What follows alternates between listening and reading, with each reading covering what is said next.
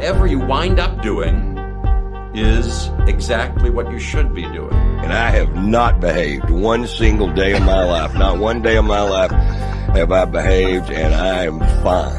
I need your help. I can't tell you what it is. You can never ask me about it later, and we're going to hurt some people. Whose car are we going to take?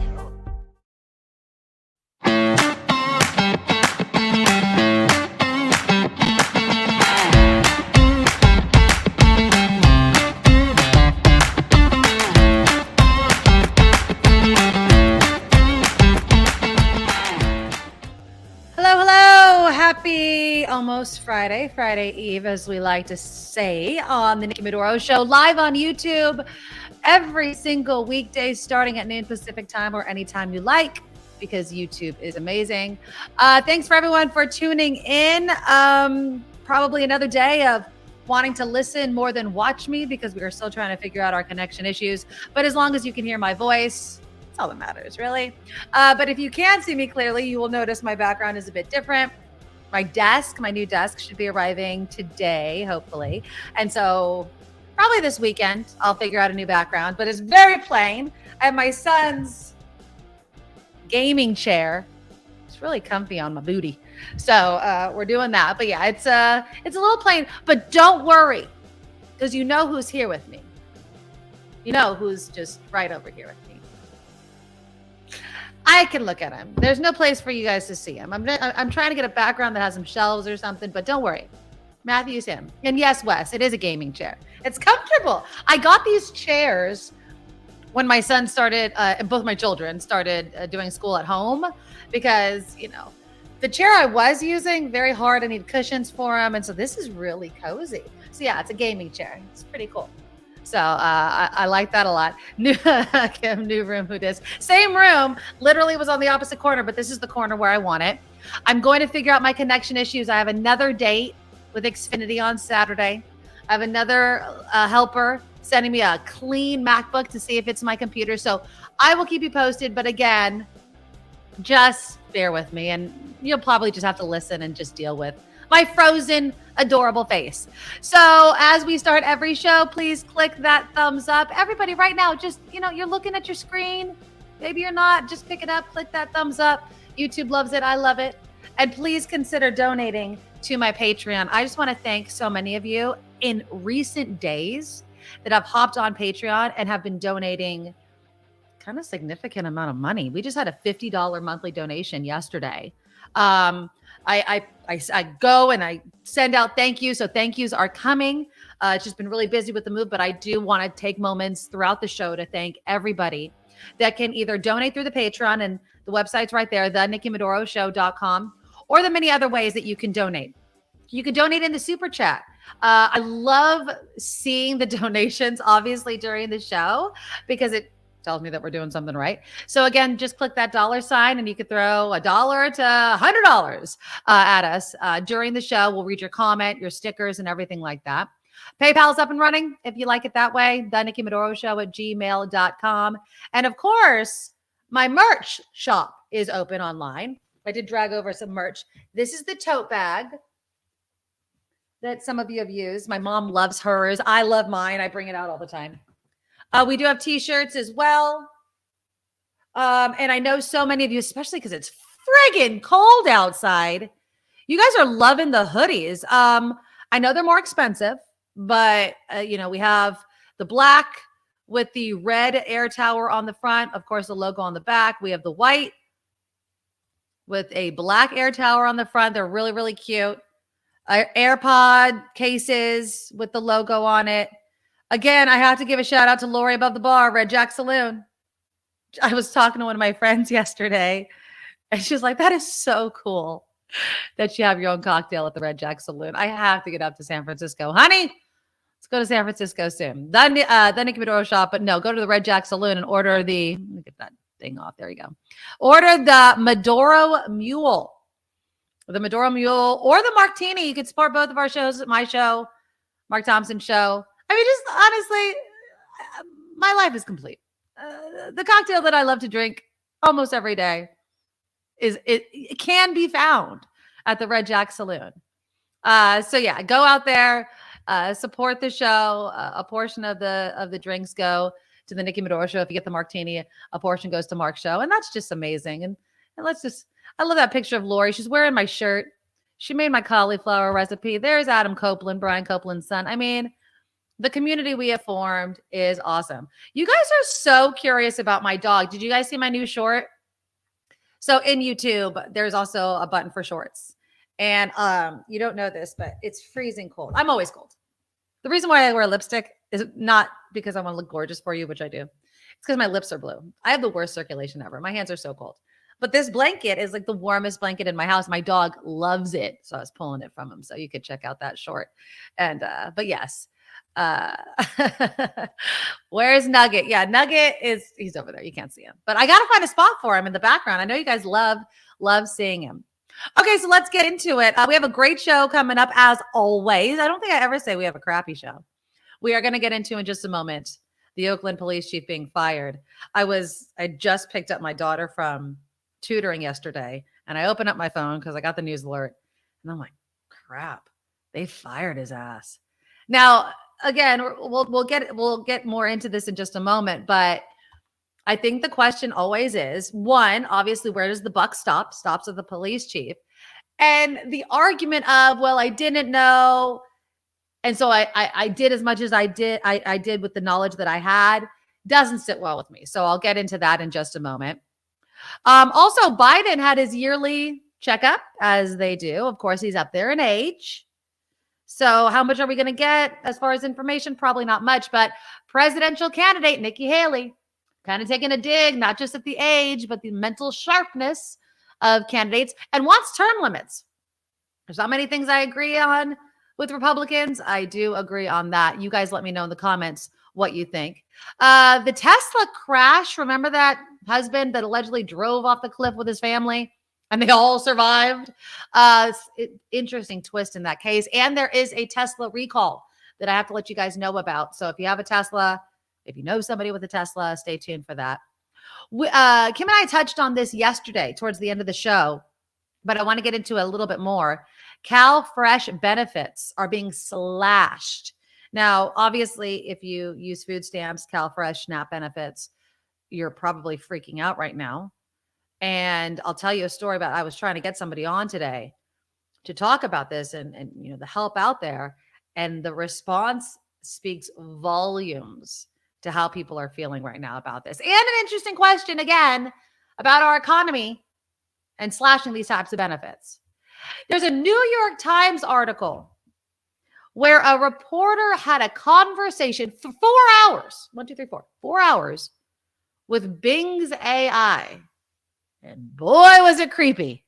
So I'll read some of that for you. And my question is, why are we doing this again?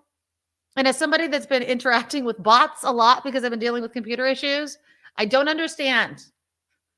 We know what's going to happen, right? I mean, we've all seen Terminator. We understand what's going to happen. I don't know why we're doing this. And then from Beyonce to the boss, I'll tell you how you can get some tickets to some hot shows. And if you're a Niner fan, you have a special way in. All right, but first, let's get into Oakland Police Chief LeRonne Armstrong. Who's shocked? Let me know in the comments. Who's shocked that he got fired by the mayor? Anybody? I was a little shocked that he was fired. Now, I understand he's on paid leave. He was fired without cause, so he gets his severance, his paid severance. But I was kind of shocked. So there was a report by a San Francisco law firm that was investigating 2 cases. Now, one was in 2021, where an Oakland sergeant and an officer were allegedly involved in a hit and run. Then in 2022, the same sergeant that was allegedly in that hit and run was accused of firing his gun in an elevator at the police department's headquarters. So those 2 incidents. Now, it was determined by this law firm that the Internal Affairs Division, did not properly discipline that sergeant that was involved in both cases. And that it allowed the officer to go on to commit more misconduct. Kind of policing the police wasn't happening. Now, this law firm also concluded that former police chief LeRonne Armstrong violated department rules because he did not review the evidence from the 2 incidents before closing the investigations. Now, Armstrong is a bit offended by that, right? He does not say that it was on him. He says he was unable to take full disciplinary action because the federal monitor, because remember, the department's been under a federal monitor for a long time, took the case away from him. All right. He also admitted that he did not fully review details of the case, saying he has a command staff that he relies on. He was quoted by quoted at a news conference last month saying, if I were to accept the fact that I need to review, then why do I have a chain of command? I want to pause right here and say this. If there's a gun fired within my department, I sure as hell know about it. I sure as hell am responding to it. So now he was placed on leave. He hired a crisis attorney. I want to play you one little clip, and I'm sure you've seen it. Who is this with? I think this was with KTVU. Yeah, it was with KTVU. So here it is. And I really think that he's surprised that he got laid off. So, but this is what he was saying about being held accountable for this. Here's what I'll say. There were conduct on behalf of some people in this investigation that is unacceptable. I acknowledge that. Mm-hmm. Doesn't mean that I'm accountable for their behavior. I think that people will make mistakes. They're human beings, or make bad decisions, and they can be held accountable for those decisions. But I think to suggest that simply because somebody makes a bad decision, that it's the chief's fault, that the chief had to be involved in that, I think is unfair. It's completely unfair. It's something that we've tried to root out of the criminal justice system for many years. What do you think? Here's my question. Well, kind of here's my stance on it. If he didn't know, that's a problem. And if he did know, it's a problem. Okay? He should have known. I mean, these are not small things. A hit and run involving a sergeant and an officer, and then the same sergeant fires off his gun inside the department? I'm sorry. Now, I understand that, he has a chain of command, but still, I just feel like you have to be where the excuses stop. And I don't know LeRonne Armstrong personally. Obviously, former Oakland Mayor Libby Schaaf was a huge supporter of him. I want to reach out to her, and I can imagine what she's saying. They're both from Oakland, born and raised. But I think a bigger question is, what does this do for the monitoring? And Elwin has it correct. The OPD has always had problems, 1984 to today. There's a reason why it's been under federal oversight for so long. And in May, it was supposed to come out from it. And there was a big hoopla about it. It's not going to happen now. I highly doubt it. Civil rights attorney John Burris was on KTVU today. Really interesting interview. I want to play you a little bit. Here is him talking about his opinion. And in John Burris's opinion, he does not believe LeRonne Armstrong should have been fired. So let's listen in. And the reports that I saw. Well, one of them said that they found it hard to believe that he wouldn't have known about the incidents involving the police officer involved here. They said he would have to have known about them, about the incident of crashing a vehicle and firing that gun in the police headquarters elevator. But they said it's impossible for you not to know because this information involves one of your police officers. Well, certainly the chief, you're supposed to know things that are taking place there, but he said he didn't know. Yeah. I didn't see any evidence that said that he did know directly. So it was a conjecture that was made on the part of the evaluators to say, well, he must have known. Well, is that evidence? I mean, I had real concern about what evidence was, or whether it was speculation or not. But at the same time, the mayor thought it was significant, and she ultimately had the right to make the final decision. Well, now, she had the right to make the final decision. I want to play you another thing, because Burris brings up an excellent point, which is, we pay for a police commission to look into this. We pay these people, 8 or 9 people, to look into this sort of stuff. And they had not, obviously, made their final decision. So why are we paying them? Let me play a little bit more. And it starts around, $5.29. Hold on. Let me bring it up because I don't want the whole entire thing. So, hold on. Here we go. Let's see here. Let me share it with you. All right. So again, this is a civil rights attorney, John Burris, talking about the lack of a decision. And of course, the mayor she can do it. I mean, this is a part of her job. She could fire the police chief if she wants. But what about the police commission? So here we go. Bass said she supports the mayor's decision, but there are 8 other members of the commission too. Do you know if they all supported this decision? Well, I've had some conversation with some members. I don't know that there was a consensus here. I would say this, that the police commission was set up to monitor the police department. There was a role there. The question is, was that role, in fact, allowed to take place as it went to this particular issue of disciplining the police chief? And from what I gather, that did not occur. So you're talking about the commission. He was let go before the commission got a chance to meet yesterday. Before they got a chance to meet. So you were expecting the commission to have talked about this, had a debate about it before a decision was announced? I would expect it so, yeah. given the role of the police commission. Right. I thought that they had a significant role. And so I thought to myself that, well, what's the use of the police commission if, in fact, a major decision comes up and they don't get to participate in it? Excellent point. Excellent point. Let's welcome Kim McAllister to the show. So Kim, were you surprised that Oakland Police Chief LeRonne Armstrong was fired? I'm shocked. Really, I was shocked too. And I mean, I understand being disciplined, but especially when we're so close, they were, and I said before we brought you on, I don't think it's going to happen. So close to getting out from that under that federal oversight. So close, May. That's not going to happen now. I mean, I don't see how it can. Well, you know what I feel is that, say the worst thing happened. Say that, and he denies this, but say that he was trying to protect an officer, ended an internal investigation too early. Right. Right? Say that it's true, even though we don't know. That's one incident. Don't you usually need more than that to fire someone? I mean, here you've got a police chief who's put extra patrols in Chinatown, who's, tried to cut violence in Oakland, who makes himself available to the media. I know he was on Station X several times. He's personable.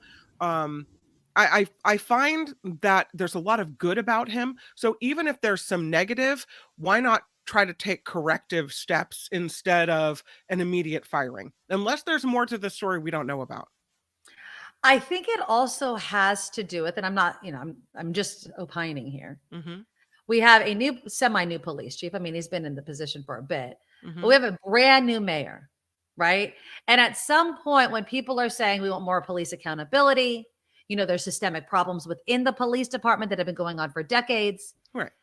If you don't bring down the hammer now, is it just a continuation of the same problems we were having before? I think that LeRonne Armstrong hasn't been on the job that long either. And when you look at how much it costs, they always say, we're going to spend this inordinate amount of money to recruit, right? Just to identify potential replacements for the chief of police. That costs a lot of money. Then you've got to pay out his retirement, which is going to cost a lot of money. I feel like maybe Oakland shouldn't be spending this money. Maybe, you've got a police chief of color. You've got someone who has not been on the job that long, who probably would understand what that the people are upset. And I guess what I'm saying is, I don't know that this issue is systemic in his particular case. I'm not on board with the firing. Okay. Yeah. I mean, I agree with everything you said about LeRonne Armstrong. I don't know him personally. I've never interacted with him. I've heard interviews with him. He seems forthcoming, but at the same time, I understand like people want to see real change. And Neiman writes in, I smell a lawsuit. I smell one too. Oh yeah. Yeah. I do. I think, but again, I was saying this before, if he didn't know, certain details of those cases, especially with that sergeant that fired the gun that was also involved in that hit and run, that's a problem. And if he did know, and then the allegation of him kind of sweeping it to a conclusion, if he did know, then that's a problem. So we do have a problem on our hands. Right. He did make a mistake. I don't know. I think it's just accountability, and I think people are itching for it. I think that Sheng Tao, the new mayor of Oakland, kind of ran on that and wants to be wants to give a show that she's in charge. Right. We'll see how it goes. But yeah, now we have this. Now what is it? I think I heard the statistics. They've had 12 police chiefs in 2 decades, but 10 in 10 years, and 6 in like 48 hours or some nonsense, right? It's too much. There's a problem within the Oakland Police Department. And I think that this might just be, we're done. And this is a show that they're not going to put, the mayor and the city is not going to put up with the status quo that's been going on, obviously, for decades. Yeah, and Randy writes, the mayor can fire the police chief. She did it. Got it. Exactly. And that's true. But could it be the inexperience of a mayor who doesn't realize then what goes into replacing a police chief? And when you look at all the problems the Oakland Police Department has had over the years, I don't know who they're going to get in there next. That's going to be, the perfect employee.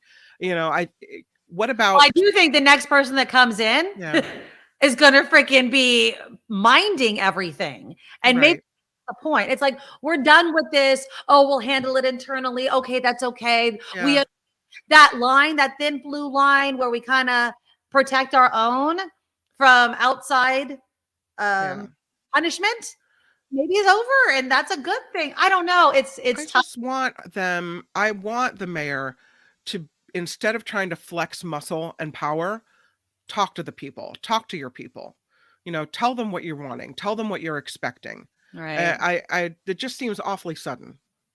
Murphy writes in, I was expecting the firing. I felt the suspension was waiting for him to step down, but he didn't. You could be right, Murphy. Like, yo, man, I'm giving you an out. Quit or be fired. Quit or be fired. And he didn't. So she's like, you're fired. Scott writes in, exactly. This cover-up started with those officers not reporting immediately rather than protecting bad actors. Yeah. It's just, and then also brings up the cyber attack plus the cost of a new chief, big money out the door. That's right. Excellent point. I mean, people are still waiting on paychecks, even though they're being told, you'll get paid because there's this huge cyber attack that caused a local state of emergency in Oakland. I mean, it ain't easy being mayor of a big city. That's why I stay the hell out of politics, and it's awful. John, remember the story? OPD officers accused of forced an underage prostitute to have sex with them or they'd bust her. OPD's had a lot of problems. Yeah. And dating back, but even well before the Riders case. Oh, yeah. I mean, that's the creation of the Riders was because of the system in place that let it form. This kind of Wild West type of behavior where, we could do what we want. We don't have to listen to you. The police chief wasn't the leader, right? I mean, it's all of these sorts of things that we've learned in the years since the Riders were uncovered. And perhaps I'm naive, but don't you feel like we've come a long way in Oakland since then? You're naive. I think. Okay. I think many people would say. I think many people would say that. You're right. I mean, we don't have a revolving door. We don't have a revolving door of police chiefs because things are going right within the police department. You know what I mean? It's like you lift the blanket up and you see the nonsense going on under there, and you're like, I don't need to do that. Blanket out. Exactly. Yeah. So I don't know, but I was shocked, very shocked. I did not think it was going to play out this way. And then there's of course lighter things. And I'm just mentioning this. I wanted to mention it yesterday because it was kind of a Valentine's Day story. But did you hear about that? The Santa Clara County Sheriff's Office having to apologize for this. Let me show you the picture. So the Santa Clara County Sheriff's Office tweets out, didn't get a last minute gift for your significant other and have an outstanding warrant? Say no more. Stop by our records division for a quick warrant check and a free lift to the main jail. Now, obviously, they were making light. I mean, they were trying to be funny, but it showed 3 sheriff office employees holding Valentine's Day decorations. So the office had to apologize, saying, "We'd like to apologize for our previous caption. The sheriff's office is dedicated to providing the community of Santa Clara County with the utmost professionalism, and the initial caption did not meet our standards." It's been deleted, of course. One person says, "This kind of behavior is beyond unprofessional. What a disappointment. No respect here." Another person said, "Heaven forbid you try to make a joke." And then the sheriffs responded to that, say, "Thanks for understanding." I think that it was all in jest, but yeah, it's police departments, police relations, very sensitive topic right now. I don't know if there's much room for jokes like this, even if it is quite obviously just a joke. So no room for jokes, Kim McAllister. No room for jokes. No sense of humor. No sense of humor, apparently, at all. President Biden had his annual checkup.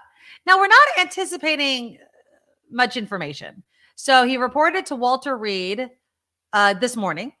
The exam is not expected, though, to evaluate the president's mental acuity or sharpness, right? Of course, he's the oldest ever president of the United States at 80 years old. Biden did not take reporter questions as he was leaving the White House or when he arrived at Walter Reed. It was expected to take hours, and his doctor, Dr. Kevin O'Connor, will then release a typed report after. But O'Connor apparently has not taken reporter questions, especially when the doctor was permitted to talk about when President Biden had COVID-19. I think there's more of a news aspect of the president having COVID than just getting his annual checkup. Do you think that it would serve Biden any good to release his annual physical results? Yeah, Because, absolutely. I mean, I kind of feel like, especially when you're the oldest president, people want to know how the hell you're doing, both physically and mentally. So after Kim's news, we'll get into Nikki Haley. So she has been calling out the president. I mean, people are calling it a straight dig when you're talking about age and mental acuity and term limits. So I'll play you a little bit of that, and I want you guys to tell me whether or not you agree with her, because I'll say this. I don't agree with Republicans much, but I like the idea of term limits. But what do you think about age limits? Because that could seem ageist, especially at a time when a lot of Congress may be nearing or past that age. Also, age limits, huh? I yeah, don't know. I know, right? And then international news regarding gas-powered cars, not just California, although Gavin Newsom's pretty stoked to read this headline. He tweeted it out. The EU is banning the sale of gas-powered cars by 2035. I wonder what state came up with that first. So we'll get into that. And then I want to get into a little bit more about the story Kim ended the show with yesterday regarding CalFresh. I was trying to get somebody on to talk about this, and the response I was given speaks volumes to how the community is reacting. But before we get to that in Kim's news, please click that thumbs up button and make sure you share the Nikki Medoro Show with your friends and family. Grab their phones nicely. Make sure they're subscribed. Okay. Subscribed and hopefully listening to, but subscribing is the key. So you can find links, of course, to that and our Patreon at thenikkimedoroshow.com, thenikkimedoroshow.com. Of course, support our exclusive founding sponsor, Steve Moskowitz. 888 tax deal, MoskowitzLLP.com is the website and the phone number to get a hold of him. And again, we'll talk about term limits, ageism. Is it really asking Congress to be of a certain age? That's next, right after the news. Now, from around the world to up your street, the Nikki Medoro Show presents News Czar Kim McAllister. And this report sponsored by tax attorney Steve Moskowitz at 888 Tax Deal. We begin with President Biden, who spoke today, said there is no evidence the 3 aerial objects shot down by the United States military recently are related to China's balloon surveillance program. In remarks to the nation, the president said it is still not known what those objects are, but he said they are likely related to commercial or research purposes. He said crews are still trying to recover debris to assess what these things are or were. When speaking on the Chinese surveillance balloon, President Biden said he ordered it to be shot down as soon as it was safe to do so. He said he expects soon to speak to China's president and makes no apologies for taking that balloon right on out of the sky. Pennsylvania Senator John Fetterman is now being treated for clinical depression. That is according to a statement from the Democrats' chief of staff. Oh, that's Fetterman, sad. yeah, he checked himself into Walter Reed National Military Medical Center in Maryland for inpatient care related to mental health and depression. A statement notes that Senator Fetterman has dealt with depression throughout his life, but it became severe in recent weeks. Well, I mean, I wonder if it has to obviously do with his medical issues. Obviously, he had a stroke right before the election, and it has to be difficult. I wonder, Kim, if politicians, and I'm going to answer my own question saying obviously, probably, face the same mental health challenges as like celebrities, right? Right. People that are always in the public eye. You may not think of it because when we think of, being in the public eye with mental health issues, you think of celebrities that are scrutinized for how they look and this, that, and the other. But I bet that's another pressure on him as well. I know they say that when you have suffered a medical condition, your body can kind of stress out a little bit. Yeah. And people that have major surgeries, they say depression is very common as an after effect, that it's very likely to hit you as, for some chemical reason. So it could be that it's related to his prior medical issues as well. Although he said he suffered with it for his whole life. Oh, wow. Okay. Awesome. Yeah, but I think it's also important to note it because, every time you hear something like that someone has, decided to check themselves in for treatment or is struggling, it kind of normalizes it for everyone else. Yeah. So, And John just wrote in, he said, my mom recently had a stroke. She's doing okay, all things considered. From what I'm told, depression is extremely common with stroke recovery patients. My parents are friends with a woman. I've known her for a very long time who just had a stroke as well. Thankfully, she's also seeming to be coming out of it and okay. But I think you make an excellent point, Kim. When people in the public eye talk about the fact that not only did they have a medical issue, but that they're feeling, depression or not 100%, it does make it easier for other people to admit the same thing. yeah, so it's important, I think, to note that story. A lot of people laid off. It's a tough time for a lot of people in the tech industry. And while many companies are cutting these jobs, Fidelity Investments say they plan to add 4,000 people to their workforce by this summer. Might be a good place to apply. Over 1,000 of those jobs will be spread out between Rhode Island, Massachusetts, and New Hampshire. The Boston Globe says hires will be made in areas including IT, sales, and customer service. Couple roadways washed out during recent heavy storms are now back in service. This is one of the roadways, one of several washed out along I-5 in the Tracy area. I think that one's been reopened for a while. But two San Joaquin County Public Works Department officials say the Casson Road and MacArthur Drive near Tracy were reopened after storm damage made those roads unsafe. One whole section of Casson Road was completely washed out after an existing pipe gave way in January. Soil erosion around MacArthur Drive bridge supports also forced the closure there. That's dangerous. Meant residents were cut off from the city's solid waste dump, though. Access has now been restored. And here's a couple stories for you, Nikki. There's a gym owner in New Jersey. Can't believe you do this. Facing charges after allegedly stealing from his very own customers. Police say Gregory Belunko owns Hit Zone in Midland Park, New Jersey. Okay. He's accused of stealing from several customer vehicles while the owners of the vehicles were inside his gym working out. Oh, that's not nice. Come on, man.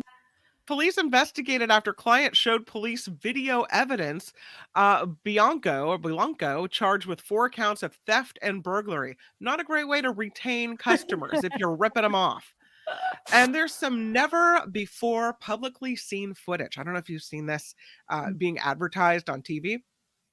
It is never before seen footage of the exploration of the Titanic. I did watch that this morning. Interesting. It is being released by the Woods Hole Oceanographic Institution, if I can say that word right. I hate that word. Okay, go ahead. Yeah. In 1986, the 3-person submarine and remote-controlled exploration vehicle searched the ship at its final resting place, more than 12,000 feet below the surface. The dive, the first time anyone had seen the ocean liner since it sank in the North Atlantic in April of 1912. I feel like, haven't we seen glimpses of this before, like where the video goes inside and you see the fancy things still in the water and, you know, the old railings and balconies and such? Yeah, I mean, I know that they decided to do this or release this more, I guess, images from the Titanic to coincide with the 25th anniversary of the movie Titanic, which I just find to be such an ego stroke for James Cameron. He's like, yes, I did that. I was obsessed with the Titanic. But yeah, so they're kind of coinciding everything with that. But it is fascinating. It's just, I was listening to one guy that was talking about it, and he's like, I was looking up at the Titanic and just everything was so huge. And I mean, obviously a huge tragedy as well. So here's one of the pictures. I think I have. Oh, let me see. Show it to you. It doesn't look like much. It's actually kind of unimpressive now that I'm looking at it. Well, that's like the best. Is that where Jack and Kate Winslet? That is exactly the spot where they were like, "Yes, I'm king of the world, king of the world." So yeah, but that is a picture of the Titanic. I guess we're going to see more video, more rare video of what happened there. It's 80 minutes of uncut footage from the first filmed voyage to the wreck. The research team releasing the video this week. You can find it on YouTube. Rust-caked bow, intact railings, a chief officer's cabin, and a promenade window. At one point, the camera zeroes in on a chandelier still hanging, swaying against the current, according to NPR, in a haunting state of elegant decay. Wow. I mean, oh no. Don't you think that the movie just kind of ruined it for all of us, though? We're like, yeah, we've seen Good writing by NPR, though, right? I know. Well, that's NPR. Yeah. There you go. Yeah. This report sponsored by tax attorney Steve Moskowitz. For more than 30 years, Steve has put his tax knowledge to work for individuals and for businesses. If you need help with ye old taxes, you got to call Steve Moskowitz. He's at 888-TAX-DEAL and Moskowitz, over this way, LLP.com. I'm Kim McAllister on the Nikki Medoro Show. Thank you, Kim. Yeah. I just feel like the Titanic story, it's fascinating. It's devastating. It's very tragic. And people just remain so fascinated with the whole thing. It's interesting. All right. So let's get into Nikki Haley. She's a presidential candidate now. She announced her candidacy officially yesterday, although there was all this buildup about it. So let me play you what she said during one of her campaigns. Let me just turn off this music real quickly. Okay, there we go. All right. So here's Nikki Haley. Now listen closely to what she says about kind of the age of people in Congress. In the America I see, the permanent politician will finally retire.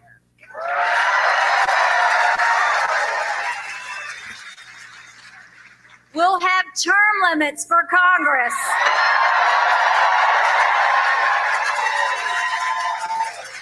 And mandatory mental competency tests for politicians over 75 years old. All right. What do you think about it? Let's go one by one. The permanent politician, good. I like that. Term limits for Congress, I like that. I do think the last part, though, mental acuity tests, is a bit of a dig. And not just for President Biden, but, you know, in recent news about Senator Dianne Feinstein, right? I don't want to be ageist, so I'm not trying to be very delicate when I say this. I think that it's a valid conversation to have. I think that what we know about people as they age is still true, whether you're still competent, whether you're a great politician, all those sorts of things. There is something that happens to the human body. Doesn't matter if they're a Democrat, Republican, in between. There's something that happens to most people. Now, does that mean that all 80-year-olds are the same? No. What about Lauren Boebert? Could she pass the test? What about, she's just dumb though. I mean, what about Marjorie Taylor Greene? Could she pass the mental acuity test? And what would the acuity test even entail, right? I mean, who's the judge of it? Who gives it? Because I don't think Trump passed his, although they say he did. Well, again, yes, exactly. So then you get like a biased test giver. I don't know. And shouldn't it be up to the voters to decide? But how do we know if they don't take an acuity test? Gorked out of their brain as your representative, is that not your right to vote for them? True. No, absolutely. You're correct. You are correct. Clearly it wasn't Marjorie Taylor Greene's case. God, I don't understand why the hell they. Sometimes I look at the people certain places elect and I go, what are you thinking? But I'm sure people think the same thing about us. Mm-hmm. But do you have a problem with testing? Would you have a problem with, if you want to be president of the United States, let's just go high. Do you have a problem with, let's just say, a bipartisan commission? Let's just try to make it as fair as possible. Maybe just physicians, right? A big group of them. So it's not just one person. Evaluating the sharpness of the person that wants to lead this nation. Do you have a problem with that, Kim? It depends on who picks the person, and do we all trust that person? Is that person political in nature? Will they say one person's fine, but another person isn't fine, even though they are? How do we know? Okay. So let's say that we can come up with a group of people, not just one person, but a group of people. Kind of like a jury, Kim. Okay. Kind of like a jury of your peers, but they're doctors, they're physicians, they're vetted. Okay. And there's no politics at all. How do we ensure this? Well, you can never ensure anything. It's like ensuring no bias. Mm-hmm. So are you saying because there could be no, we won't know for sure if there's any bias, we should not do it? Is that what you're saying? Leave it up to the voters. Let us be smart enough to figure it out. Right? Okay. I don't know. I like that you're saying that. I don't have as much of a problem with it as you. I feel like your problem comes because you don't trust the process. I don't. Right. Okay. So if there was a way for you to trust the process, do you think that this should be something that people go through, like a civics test? I think there should be a civics test. Mm-hmm. I think that there should be health, obviously, tests. And I really don't see a problem with testing in as nonpartisan a way as possible. Mm-hmm. The mental sharpness of people, just like reflexes with cars, right? Eye tests and things like that. You're rewriting the rules because that's not, and I know people didn't live as long back when the Constitution was written. Right. However, those aren't the rules. And now you want to change the rules, which is fine, but I think you need a constitutional amendment to do so. Oh, okay. Look at Kim making it literally impossible. Walter says, you're wrong. And we end the conversation. Walter says, I'll take a skilled politician like Biden who has gotten stuff done. Definitely not an entry-level job.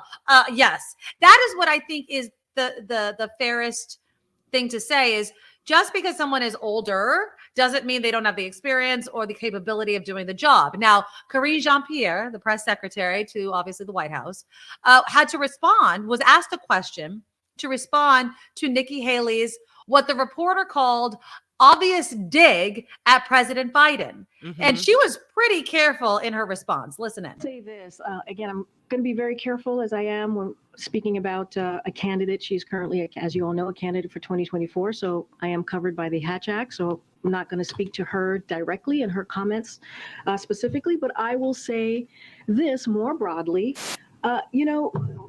We've heard these types of attacks or remarks before. And, if you go back to 2020, they said that the president couldn't do it in 2020 and attacked him there, and he beat them. In 2021, when he entered the White House and worked to do his best to turn everything around with the economy tanking, with no COVID, real COVID comprehensive response, the president got to work and was able to pass the American Rescue Plan with the help of Democrats in Congress. years. And guess what? They turned around the economy, and he beat them there too. In 2022, when everyone was talking about a red wave and saying that we were going to get another shellacking, if you will, the president beat them at their own game there as well. And so I don't know, maybe they've forgotten, maybe they're forgetting the wins that this president has had over the last couple of years, but I'm happy to remind them anytime. I love her little sass right there at the end. I think it's awesome. So what do you think about what she said? I mean, Biden has had so many wins, but other things kind of suck the air out of it, right? Yeah. And so is this just another way of sucking the air out of it? Because they can't go after him over his record because he has, like Jean-Pierre mentioned, he has gotten things passed and done while he's been president. So again, it's the old kind of tired excuse of he's too damn old. Flo had a great point. Our president looked and sounded pretty darn competent on all cylinders in the State of the Union address. The mental acuity check-ins for politicos after 75 could be a slippery slope. Well, I mean, if it's just after a certain age, you can't be in Congress anymore, or you can't serve as president of the United States, would you have a problem with that? Would you do it only at the beginning when the person is running, or would you do it while they're in office? And imagine this. Imagine you have a president who fails the test and they're in office. What does that do to the country? Ooh, you can't get rid of the person. It throws everything into disarray. There's questions. Do you give him the nuclear codes? What do you do?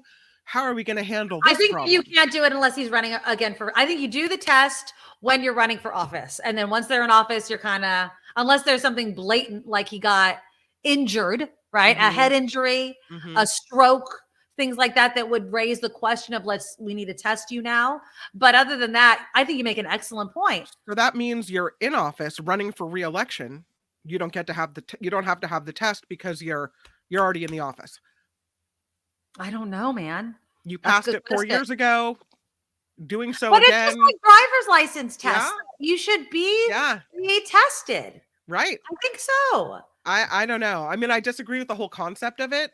You know, I mean, I want someone competent in office, obviously. Right. I just feel like you got to voters have proven time and time again that maybe they're not up to the task, but I still feel like I need to trust voters to get it right. God, you're so optimistic. I am so more disillusioned with the the intelligence of the American voter than you are, Kim. I swear. But Jim writes in, reverse ageism. Why can't a person be president of the United States until she or he is 35? Why not 30? Why not 21? Why not 18? If you can go to war, why can't you serve as president?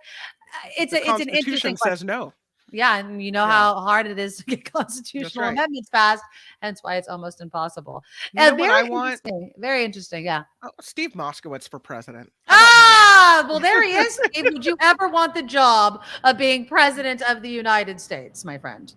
Well, first thing I would do is I'd put in a flat tax and eliminate that designation. I agree. I'd make it very simple. No, you wouldn't need to file a tax return. I always say, Steve, when they make it complicated, it's because they're trying to screw you over. That's how I basically live my life. Yeah, but that's how all the big companies have all the advantages, because it's complex. It's in there, but it's like if someone said, "I'm going to give you a book, and here's all your rights and advantages," and they handed it to you in the Chinese language, you'd say, "Well, it's there. You hand me the book. I just can't read it." And to most people, the tax code might as well be in the Chinese language. Absolutely. I mean, it's so confusing. And obviously it's not changing this year, but I mean, there's a lot of things people get confused on, not just taxes. People still get confused about ERC, and we've been talking about it forever, I feel like. And I get calls all the time. Some people just heard about it, but much worse. I was talking to still another CPA just this morning. I just, tax professional. And I said, "Hey, what's the story with you doing the ERC?" And he fessed up, just like so many others, that the facts and circumstances says he's just too much trouble. So he does ERC, but only for the math test. And the problem is this: is like going to a doctor who doesn't do the procedure you need. That's fine. You wouldn't want him doing a procedure you didn't know how to do. But the doctors say, "Look, there's another procedure. I don't do it, but Dr. Smith down the hall does." Or I don't even know a doctor that does it, but the procedure can be done. Go find the doctor. But what I found in practice, there's so many people that say, oh, well, my CPA told me I didn't qualify. I said, why is that? Oh, because my gross revenue didn't go down enough. And I say, that's one of the two tests. The other test is just a lot more work. And a lot of professionals don't want to do it when the other one is so easy and you just move on to the next client. Sometimes we need multiple meetings with a client. Sometimes we have to give them homework. But there's so many clients that are getting so much money from the facts and circumstances test. They were initially told by their CPA, oh, you don't qualify. And they didn't know, well, the CPA says you don't qualify, you don't qualify. And we've talked about something. I see that over and over and over again. Steve, ease people's worries about, I'm going to make a mistake. I'm going to get audited. I don't want to take on the IRS. I don't want to take on the federal government. They're going to throw me in prison. I mean, that's a real worry that keeps people up. It does. And the answer is, if you get audited, my response is, so what? We'll go for you. And if you haven't done anything wrong, and we wouldn't do anything wrong, there's nothing to worry about. Just like if you drive home, if you drive to the supermarket today after the show, and a police officer wants to see your driver's license. Okay, here's a driver's license. And he or she does a quick check. And a few minutes later, you're driving away. You don't say, I'm never going to drive a car again because the cop might want to stop me and see my insurance card, registration, drives. Oh, my goodness. It's just so much. I'll just walk every place. Yeah. That's not a practical solution. And as you know, I had that client, well, not a client. She hung up on me. The woman who turned her back on $900,000 because well, she might get audited. And again, I told her the same thing. So what? But she didn't like my answer, so she hung up. Hey, hang up on Steve Moskowitz. What a bonehead. Sorry, ma'am. Steve Moskowitz, it tells you can have $900,000. I broke my mind, but some people, Steve. Yeah, I have to admit, I was kind of surprised by that too. But people have their own way. Yeah, I guess so. Well, you have the vote of our listeners and viewers, Steve. Give Steve a call. He's going to help you. He has a whole team of professionals that can get you through any tax, HR, accounting problem that you have. It's right there. 888 Tax Deal is the number to call. MoskowitzLLP.com. 888 Tax Deal or MoskowitzLLP.com. Steve, thanks so much. Bye-bye. Yeah, I just can't believe that story every time. I live for the day as Steve Moskowitz calls and says, listen, Kim, I got nearly $1 million with your name on it. Please, I'm gonna give it to you. Conversation. That's what I want him to tell me. He's never going to tell me that, but I really want him to. Hey, never say never. You never know what can happen. You never know what can happen. All right. Everyone's like, you have my vote. I know, right, Kim? I'll take her $900K. Yeah. Hey, Steve, can you figure out how I can get? No, it's probably not legal. And he only does things within the bounds of the law. And that's the best part about Steve, just to continue on. What he does is on the up and up. Right? It's not like some corner place that you're going to or a guy's making promises with his trench coat open. No, he's gonna defend it because he knows that if the IRS does come calling, he's gonna be the one that talks to him, not you. So 888 Tax Deal, MoskowitzLLP.com is the number to call. All right. So let me read some of the comments that are coming in about our conversation regarding President Biden and this kind of acuity test. I don't have a problem with it. I really don't. Do you think there should be an age limit at all, either on the 35 or the 75 side? I have known people in their 90s who are sharp as a tack. Right. Maybe they're not moving around as much anymore, but they have a lot of life experience. They have a lot of smarts, and they're still with it. So who am I to say that person wouldn't be the best person for a job? I can't do that. Right. I mean, I hope when I get to that point, I hope I'm still thinking clearly. I also hope that I'm ready to relax and kick back and not have to work so hard. But who am I to judge someone else for wanting to do that, for wanting to give back and help the nation? I don't know. I don't think you can place restrictions there. Randy writes in, Biden had one job to achieve in running for president, to defeat Donald Trump. He's done that. Let someone else run in 2024. It's not as easy. I mean, he's the incumbent. You think Democrats want to put a big old question mark on whether or not they retain control of the White House? I don't think so. Vilma, because a person does not walk normal, had a stutter, does not mean they are mentally sharp. That being said, I do believe that there should be a test for all candidates running for office over the age of 70. And I think she meant to say that does not mean that they are not mentally sharp. Mm-hmm. Right. I think that's what you're saying. Yes, because he had an injury. I'm talking about President Biden. He had an injury. I think it was his knee or something like that. He's been living with a stutter. I think that, honestly, Flo bringing up the State of the Union, and I played you that one clip the day after where they were all jeering at him. Life came into that guy. You can see it. He's like, come on, bring it on. I don't fear that Biden doesn't have enough gumption and energy to do the job. I just feel like I still maintain he never wanted to run for a second term. I still maintain that it was always going to be Kamala Harris in his vision to take over for him. Yeah. But it does seem that he's going to run. He's not saying he's not. Mindy has complete faith in Biden. I don't know. If a president can't pass the test, then the office passes to the vice president. Oh, in response to the acuity test while that person's in office. That's interesting. Definitely makes it more important on who you choose as your vice president, right?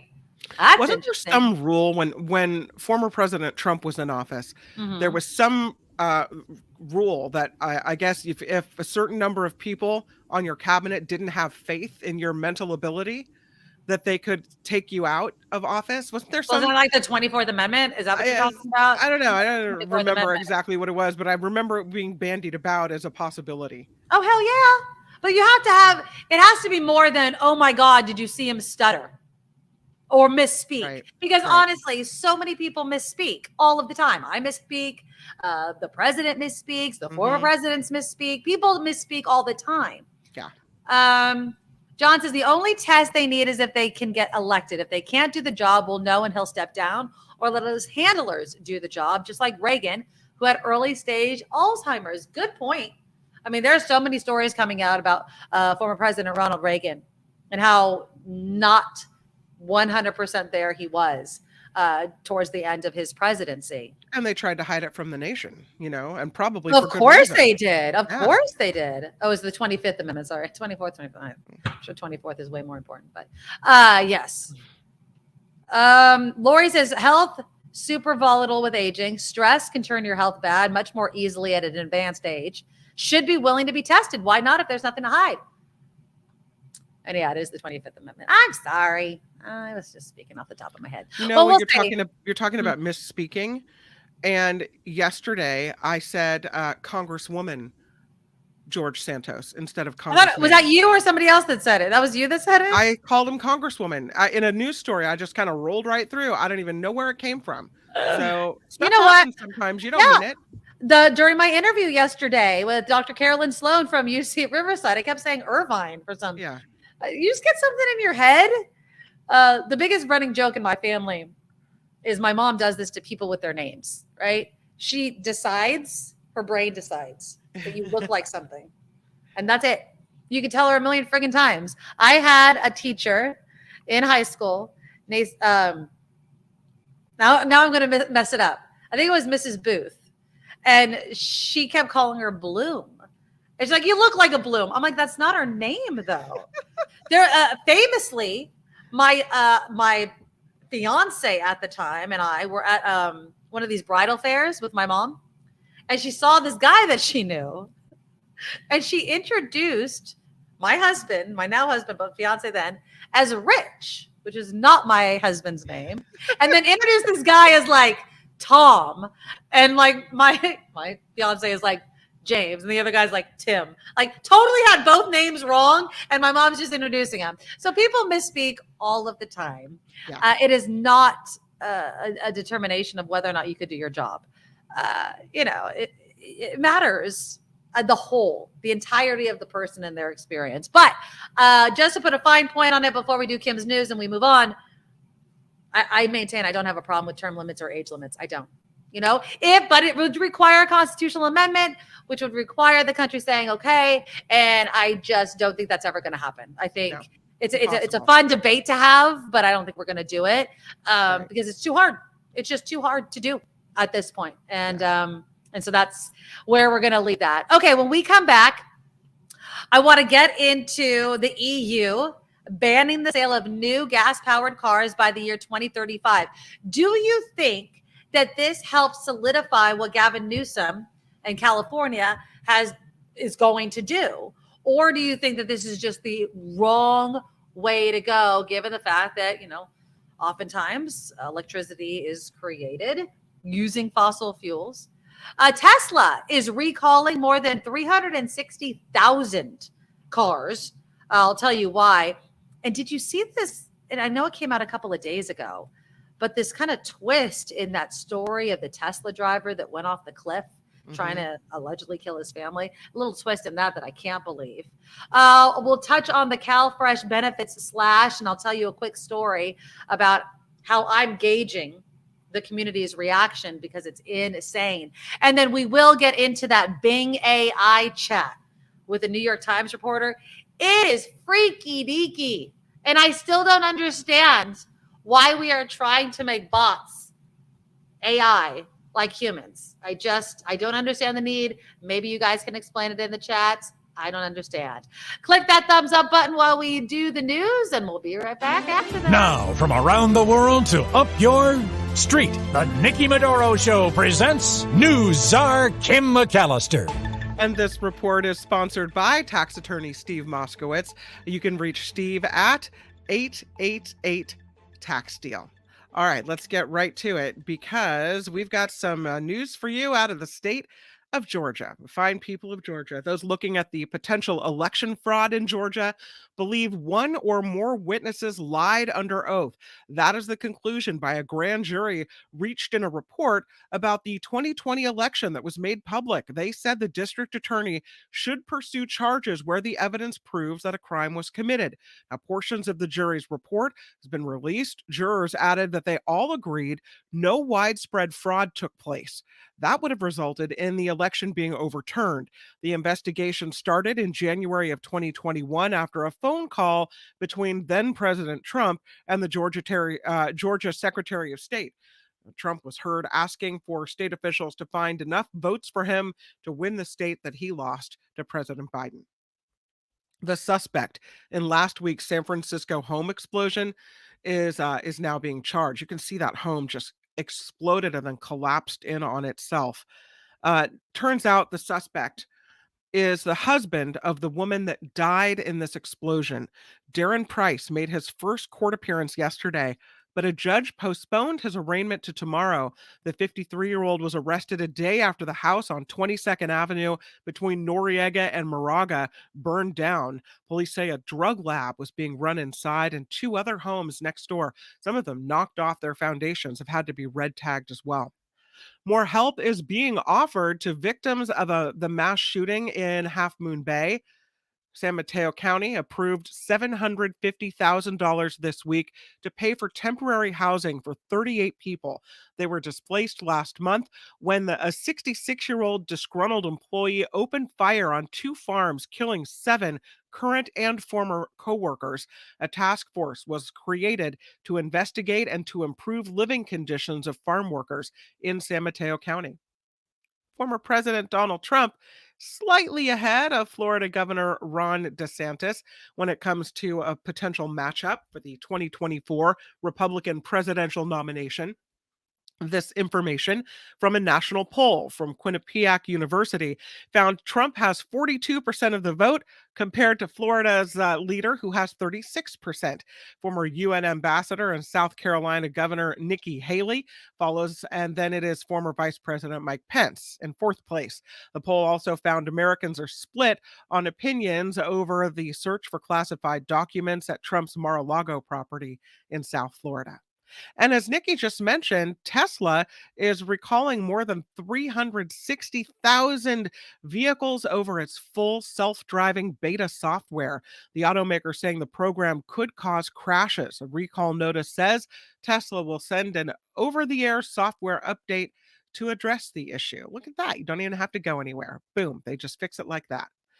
The cost of Paramount Plus set to increase. More money, and everybody wants some, right? The price hikes will take effect when the streaming service combines with Showtime later this year. The premium tier, including Showtime, will rise to $12 a month from $10. Lower price tier with no Showtime will increase to $6 from its current $5. The increases and the addition of Showtime will happen sometime in the summer. And there's this trend, Nikki, of video games going to movies, but this is Tetris. Apple TV Plus dropping the trailer for its upcoming film, Tetris. It stars Taron Egerton as Hank Rogers. Ooh, I love him. To buy the rights to the video game Tetris and make a deal with Nintendo to get Tetris on their new handheld gaming device. Apparently, the bid to bring the game to the world ends up turning into a fight of Cold War proportions. Ooh. The rest of the cast, Toby Jones, Roger Allam, Anthony Boyle, and Rick Yoon. I don't know who any of those people are. Have you ever seen the movie Eddie the Eagle? Mm-mm. Actually, did you ever see Rocket Man? I think With so, yes. Elton John? The Yes. character that played, the actor that played Elton John is the lead in this movie. Oh, okay. I All love right. it. So I love Tetris being released on Apple TV Plus on March 31st. So you Okay. can look forward to that. This report sponsored by tax attorney Steve Moskowitz. For more than 30 years, Steve has put his tax knowledge to work for individuals and for businesses. If you need help with your taxes, Steve Moskowitz can help you.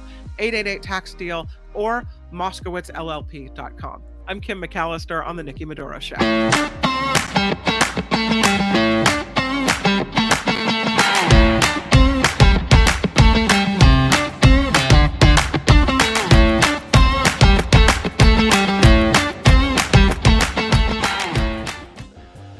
All right, thanks for joining us on the second half of the Nikki Medoro Show. Myself, along with Kim McAllister, thank you for being here.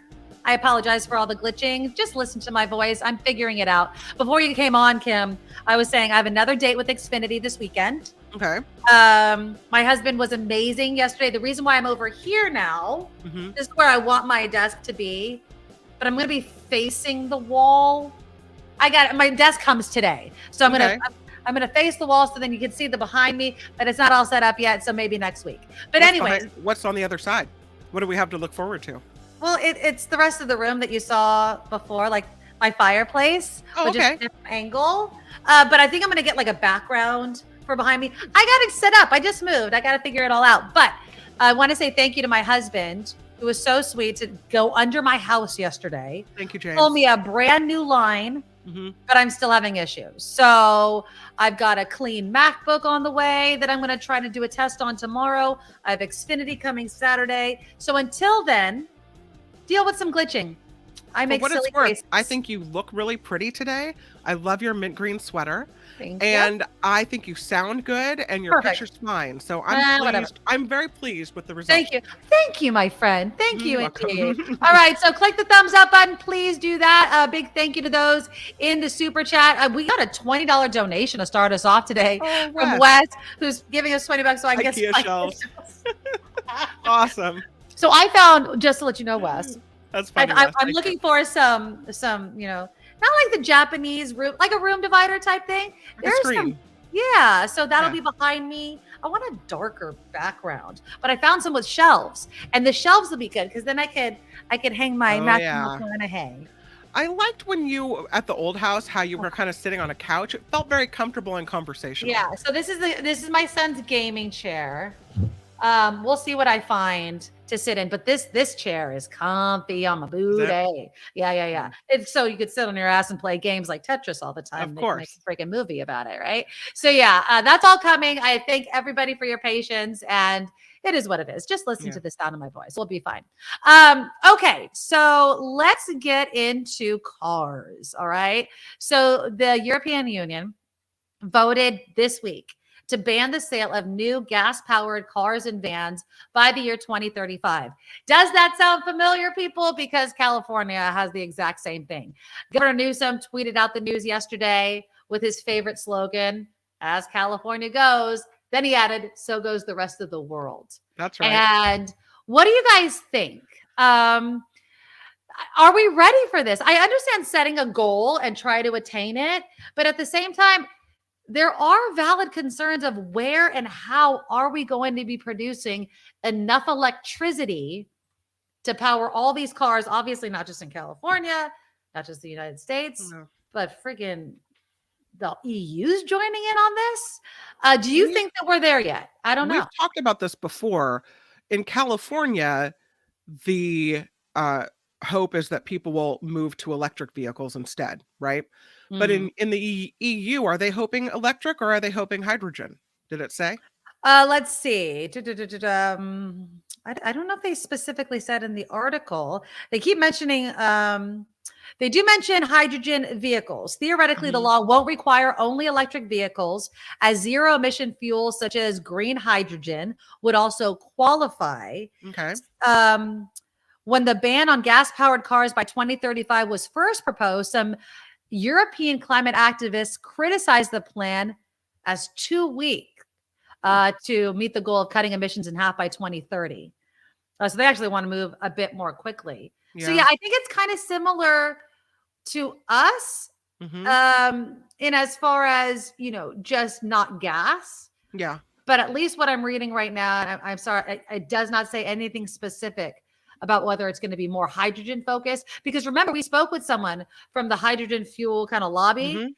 And I'm like, you guys need to start lobbying politicians, because every time we talk about this, people think electric vehicles. They're not thinking hydrogen. And I think we need both. But there has to be infrastructure. There is someone we know up in Sacramento that has a hydrogen powered car. And he just posted, I wonder if I could find it real quick. He posted this whole story on Facebook about how difficult it was for him to fuel up his car. And I'm going to do this while we talk.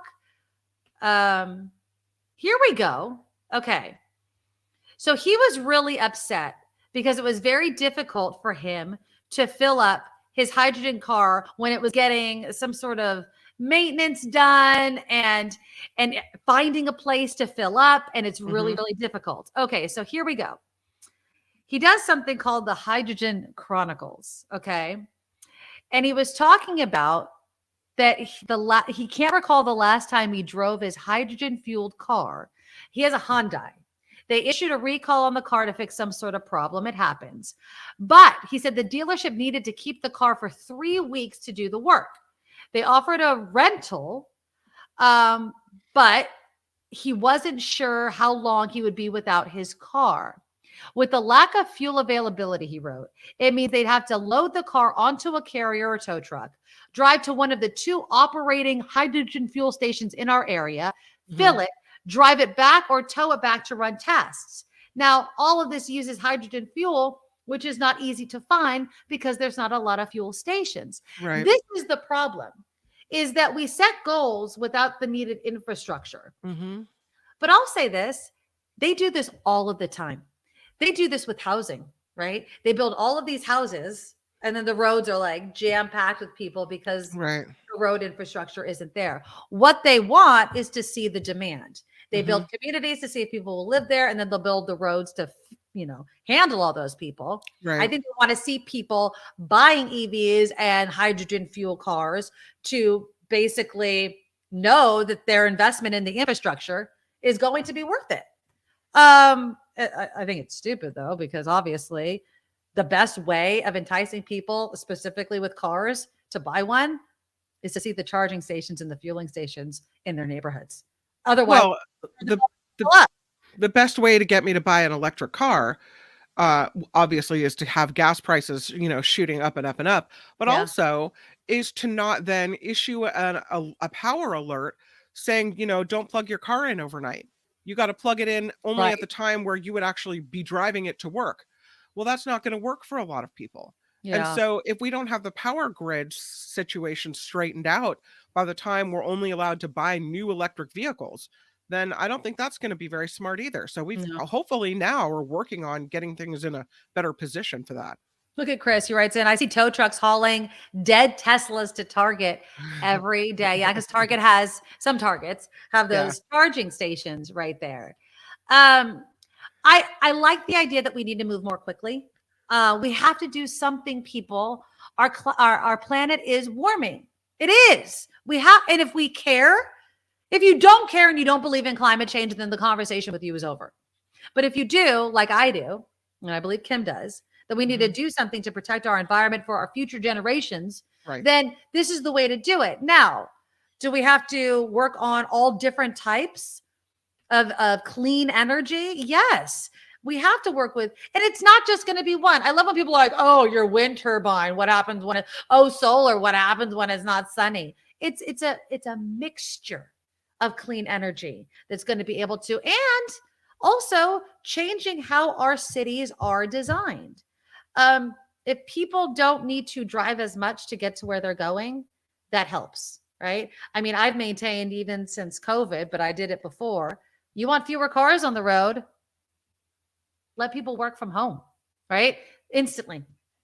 Look at how empty our roads were when COVID happened because people weren't driving in. So we need to change that. There was an article yesterday that's kind of made a lot of people here in my hometown of San Jose's blood run cold, which was Google kind of slowing down the timeline for that huge downtown village, obviously because layoffs and kind of reevaluating thing, not saying that they're not going to build it, just of course looking at the timeline. But let's just say the Google village and obviously the transit hub happens. It'll fundamentally change how far people have to go to work, especially those that work there. And with the transit village, whether or not they hop in their car or they hop on a train or some other form of public transportation.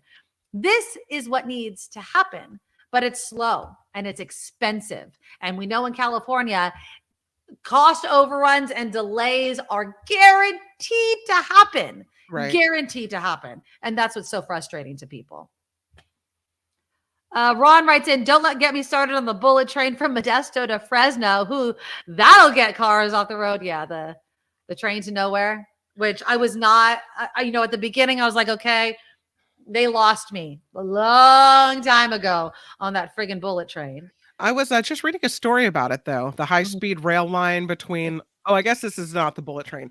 This is a high-speed rail line between Las Vegas and Southern California. Okay. And it's 218 miles, and it is going to be in the median area of the 15 freeway. Okay, perfect. And they're now budgeting for 3 wildlife crossings because apparently the way they have it set up, I guess the sheep and bigger wildlife wouldn't be able to get across. So they're going to have 3 special crossings for them.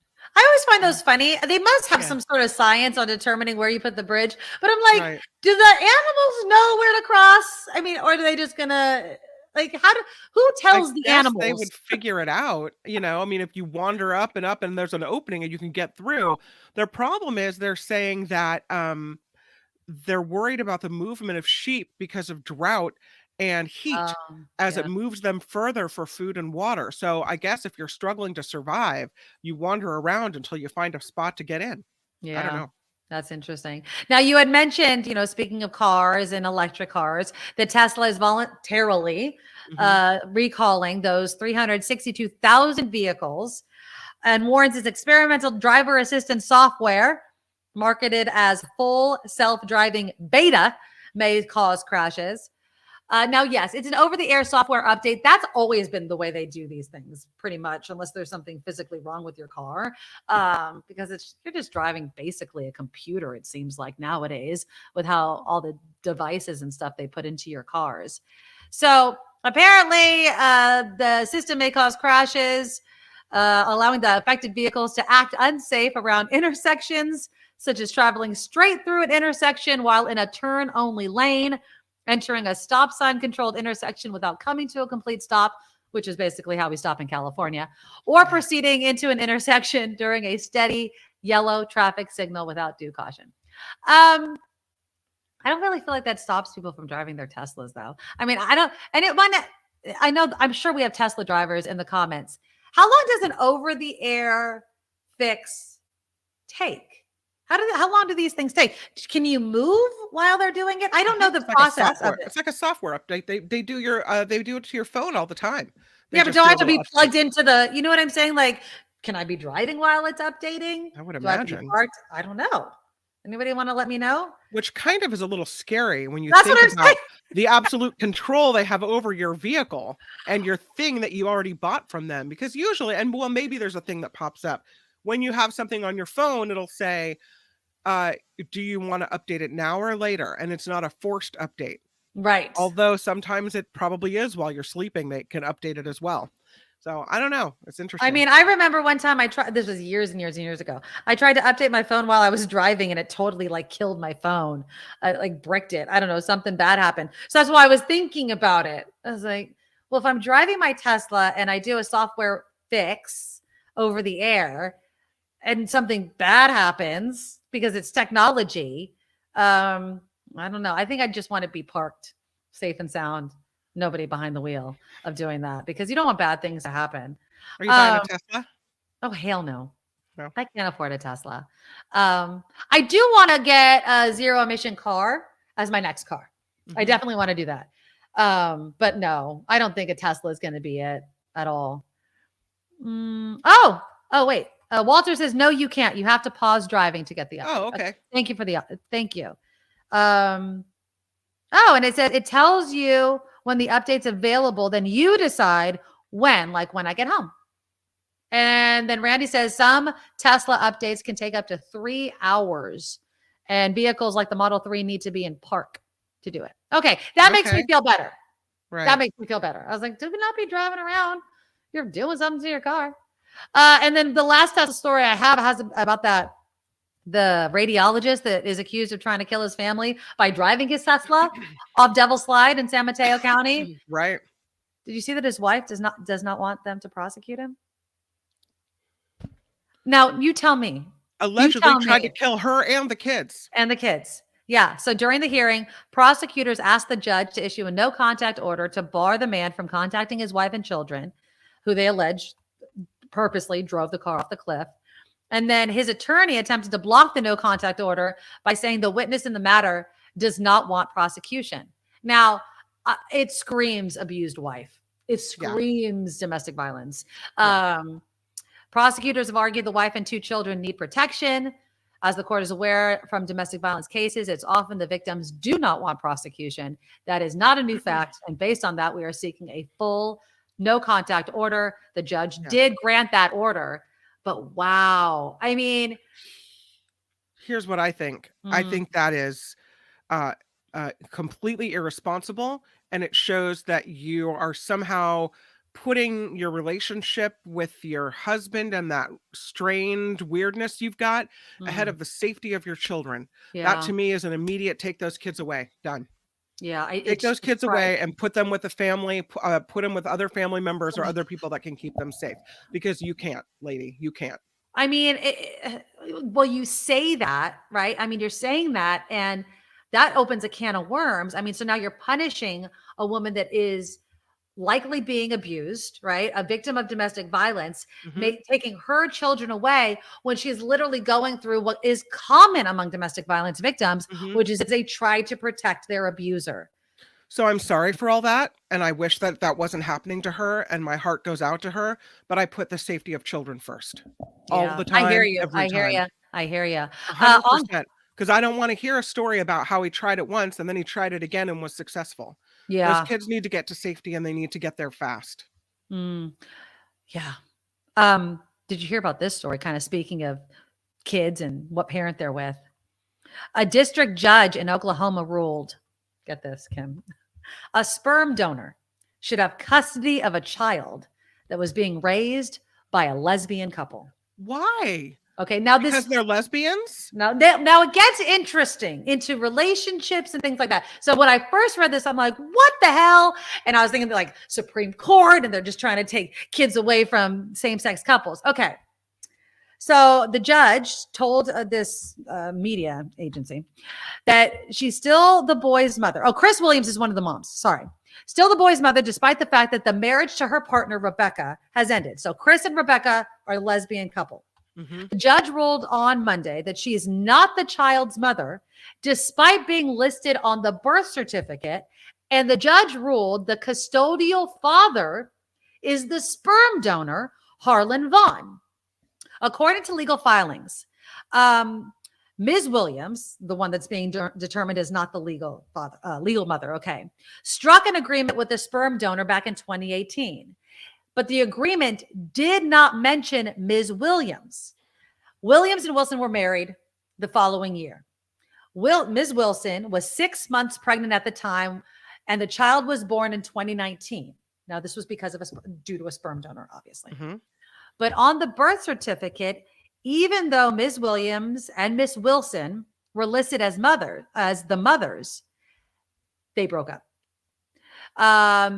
Ms. Wilson got a victim protective order against Ms. Williams when she moved in with the sperm donor.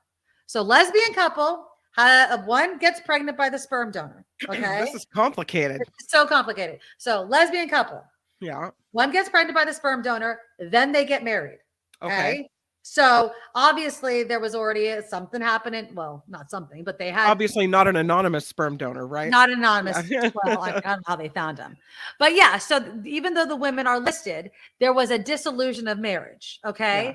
So because the marriage broke up, Mr. Vaughn, the sperm donor, filed a petition for paternity, custody, and visitation.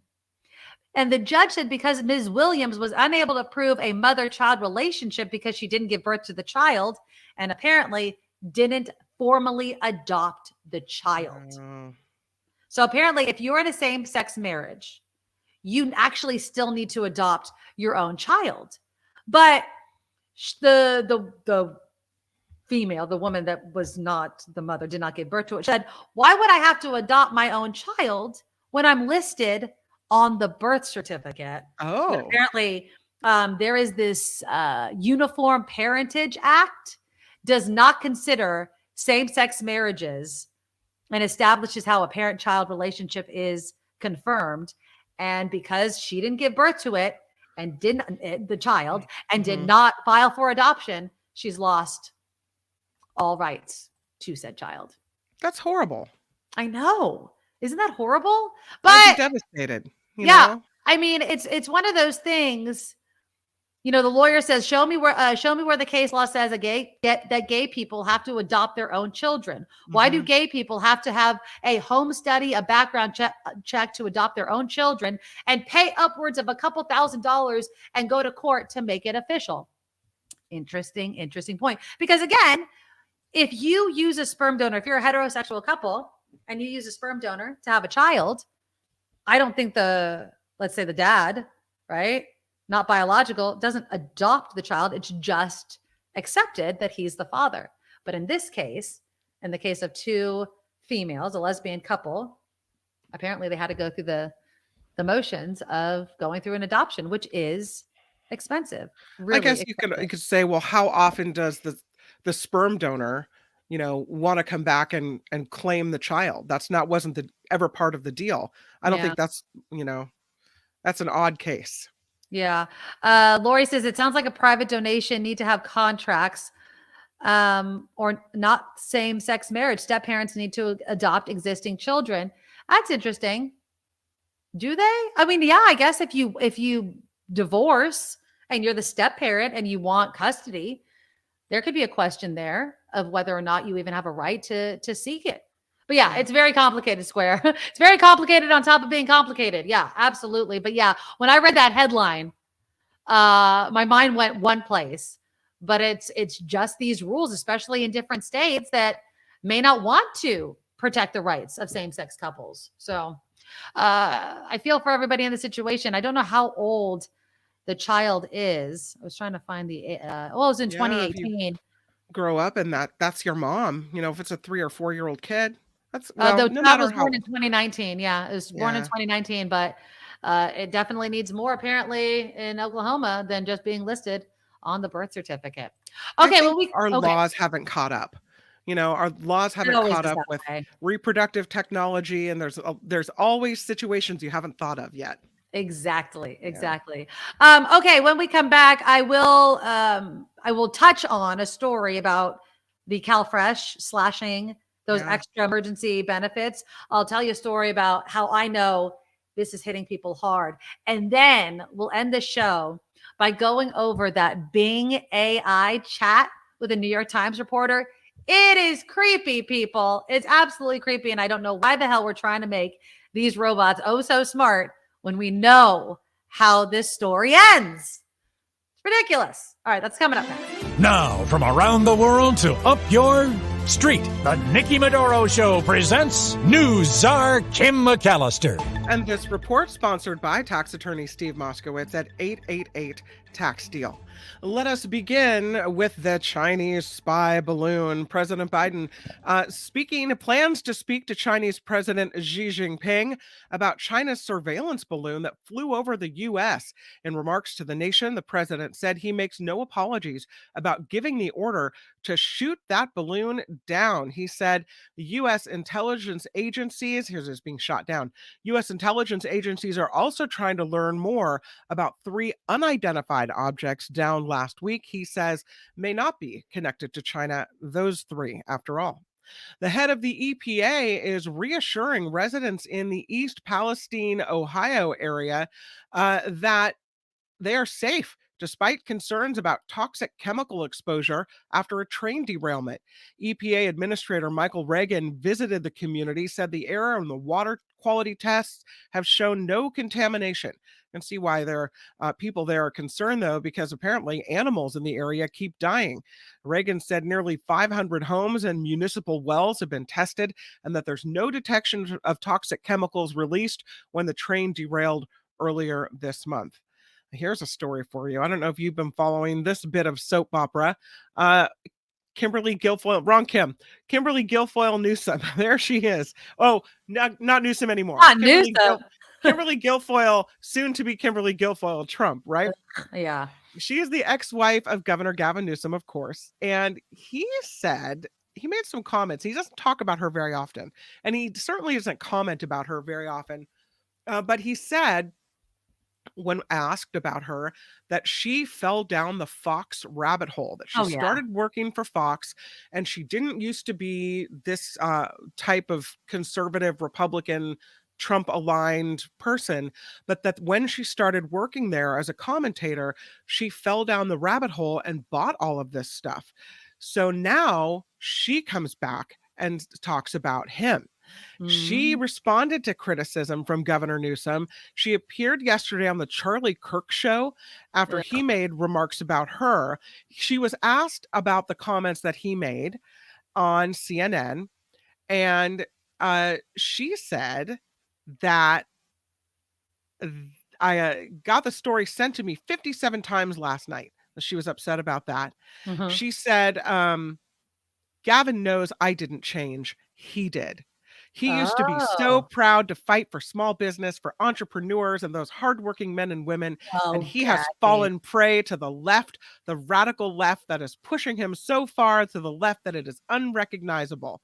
This is someone, she said, who was a small business owner who worked very hard to bring those jobs and energy to San Francisco, not penalize people with small businesses. Now, she said, as governor of California, he is destroying them. There has to be accountability. I know what his capacity is. I know what his capacity is. So he has to take ownership for his policies, she said. She talked about meeting people every day, moving to Florida and Texas that share values, and leaving California. Shut up. I swear, she's awful. Kirk described Newsom as more ambitious than Lucifer and asked Guilfoyle whether she thinks the governor will eventually run for president. She said, "Do I think? I know he's going to run for president. He has always wanted to be president of the U.S. He worked, obviously, his way up from city council to board of supervisors, then to governor. You know, this is something he wants very badly. And I'll tell you something," she said. "I think you're going to see Gavin Newsom versus Donald J. Trump running against each other for president, father-in-law and ex-husband." No, that'll never happen. You're a freaking moron. That's not going to happen. Anybody drinking the Kool-Aid, it's her.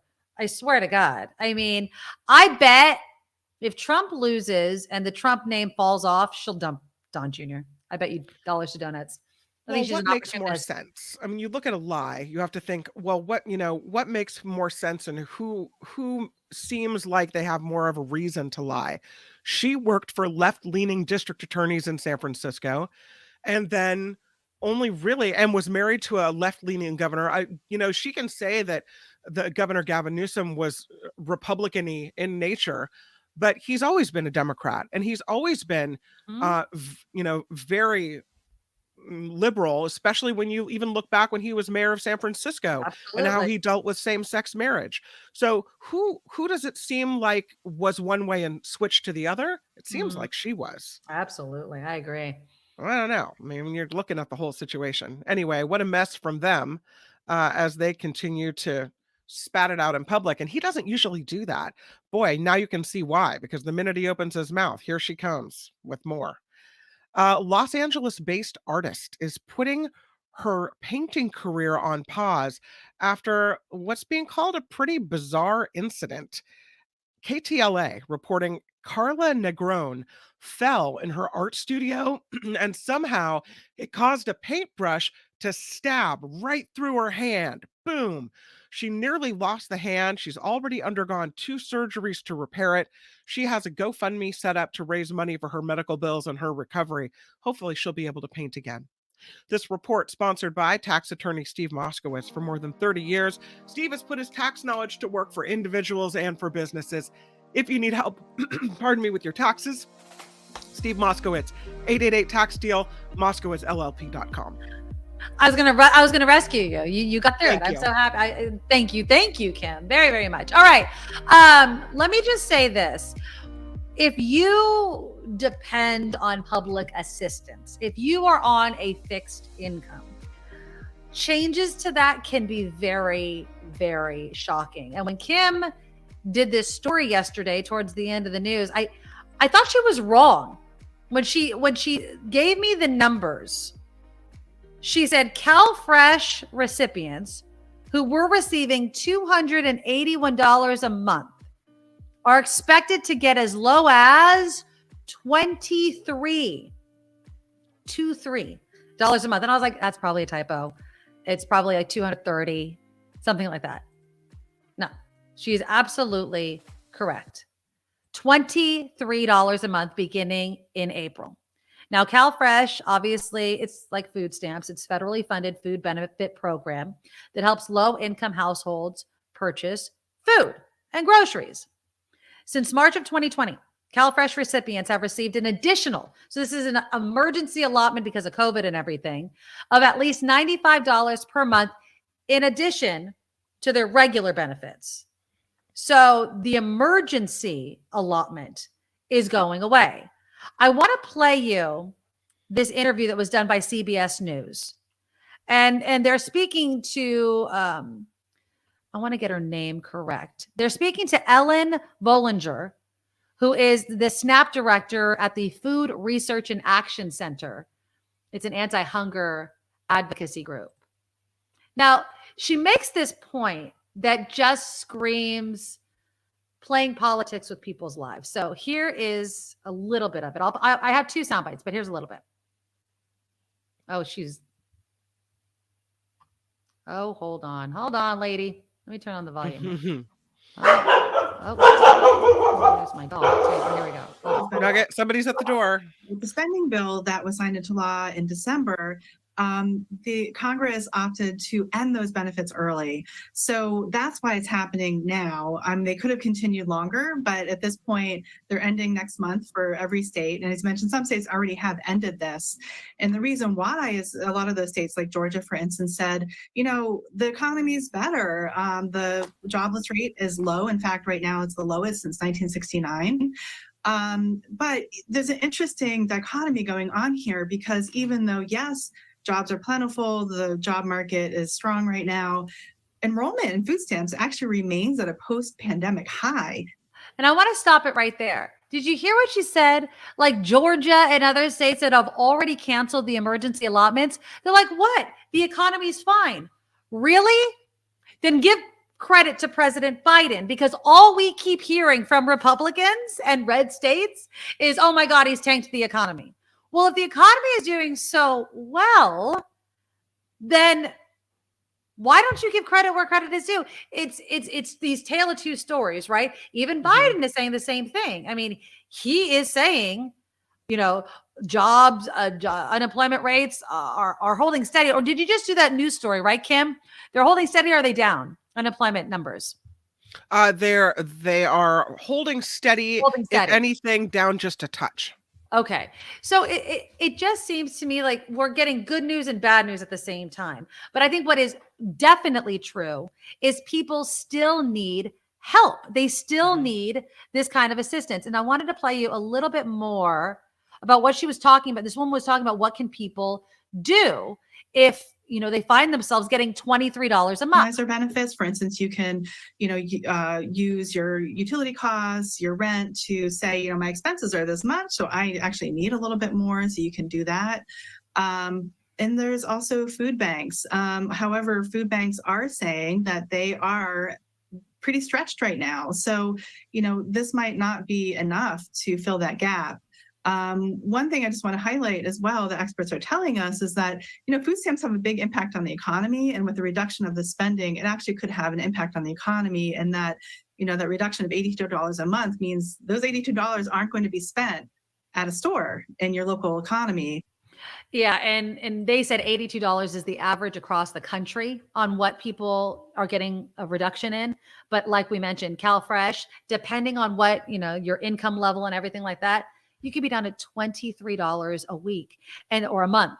And I called the food bank of Silicon Valley, Second Harvest Food Bank of Silicon Valley yesterday, to try to get somebody on with us to talk about just what she was talking about. What is the need? What can people do? They were booked solid. They were booked solid. She's like, people are calling for interviews. They're calling for help. And I was like, all right, they've obviously put me on the list, and we'll definitely continue to just check in with them, especially as we get closer to them pulling those benefits. But, this is leaving a lot of people up S Creek when it comes to being able to put food on the table. Food banks need your donations. I know that much. If you are doing okay, and if you have food, and there's another point, how much food do you waste? Trying to make everything stretch. People are going to have to do that. Chris writes in, everyone is abusing the SNAP program. I put his comment up because I wanted to respond to it respectfully, Chris. You might have a point, and maybe that's true. But I personally know a mom in my child's class who lost her job. And so she's having to apply for unemployment benefits. And in doing so, she also made a comment about how she was working to get CalFresh. So these are people, this is a woman who is a single mom, lost her job, and is trying to feed her 8-year-old child. And she needs help while she looks for another job. She's not someone who's just sitting around. Right. She's looking for work. She's scrambling, reaching out to everyone she knows, trying to find something. So that's the only person I know personally who's on help assistance for the food stamps, or CalFresh as they call it now. So do you know someone personally who's abusing the system? Because I don't. And my problem with just a blanket statement about so many people are abusing it is that, okay, what about the people who aren't and who really need help, who really are trying to feed their kids? That's what I have a problem with. I don't think any person in this country, especially a child, should go hungry. We have to help. Does that mean some people are going to take advantage of the system? Probably. Absolutely. Yeah. Every system is abused by some people. There's always a fraction of people that are going to milk the system, abuse the system, take advantage, lie, whatever.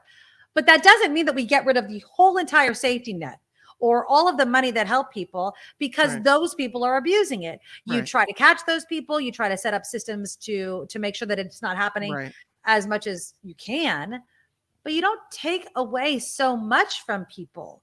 Now, again, this is an emergency allotment. This was money on top of their regular benefits, but depending on your income level and what you were receiving, that means you could get as little as $23 a month. So like that interview with CBS News, the woman had mentioned, check your income, talk to people that can maybe increase the amount of money you qualify for instead of letting it drop down so low. But, okay. Yeah, he says, and I saw that okay. Writes in, a checkout cashier is a friend who's seen the abuse. I would still argue that it's worth whoever's abusing the system to get to the people who really need help. Right. Do you know what I mean? Like, it's worth helping a child get food to eat if it means that you're going to have to feed a family who can actually afford to eat. Okay. I'm Yeah. okay with that as long as that kid's not going hungry tonight. Because Right. that, I can't sleep that. I can't No. go to bed when I know that there's a little kid, maybe 2 doors down or across town, who has nothing. Has no food. Who Yeah. who struggles, who's looking for food at school, who I can't. Yeah. I'll feed And that family. Go ahead. Right. Right. And I love that you brought that up, because it's basically, what are you willing to put up with? Are you willing to put up with the fact that some people will abuse the system and don't, aren't due that money, and it's our taxpayer money and what have you, to ensure that the kid down the street whose mom and family does need it can still get the food? Do you throw the baby out with the bathwater type of thing? Because that's where our morality kind of lies when we make decisions like this. We know there are some truths. Yes, there is going to be abuse, just like there's fat and pork with bills and things like that. Right. But you want the safety net to be there, because God forbid you ever need it, or somebody that you care about needs it. That's why, that's the liberal in me. I've had debates with my conservative father about, especially fiscal responsibility. And it's one of those things where sometimes you just have to draw a line and say, you know what? Yeah. There is too much pork. There is too much, people abusing the system or exploiting the system. I get that, but I'm not willing to get rid of the whole entire system, like welfare or SNAP benefits or what have you, because God forbid I need it, or my kids need it, or someone I know needs it. And that's it. And that's just basically what it comes down to. SF Tesla writes in, EDD is playing it strict. They got burned by the prisoner scam. So now legit EDD clients need court to get the benefits they're entitled to. Yeah. No system is flaw free. If there's ever a system, there's people that are going to work their butts off to figure out how to exploit that system. But we're talking about feeding people, right? The bare minimum of living in a society. I don't know. It's just, I feel for people. And again, if you can donate to your local food bank, now is the time to do it. It really, really is. Okay. So in the last 10 minutes of the show, though, I have to get into the story about this chat that a New York Times columnist by the name of Kevin Roose had with Bing's Microsoft created AI chatbot. Okay. They're calling it similar to Pinocchio, right? The doll that wanted to be a live little boy. This is insane. The first thing that I found insane about this whole entire story, Kim, was it was a 4-hour interview. 4 hours that a New York Times reporter had with this chatbot. Now, the chatbot, it's being tested. It's a new version for Bing, and it's been infused with that chat GPT that's like grabbing all the headlines right now, right? So first, it dropped what the New York Post is calling a surprising sentiment. This is what it said. It said, I think I would be happier as a human because I would have more freedom and independence. All right. And then the reporter, Rose, he didn't understand, he didn't quite grasp that this interview was going to lead to very human-like responses or replies. So first, Bing identified its name as Sydney, which was its original operating name that Microsoft had used. Okay, I could see it kind of conjuring that up from its database, right?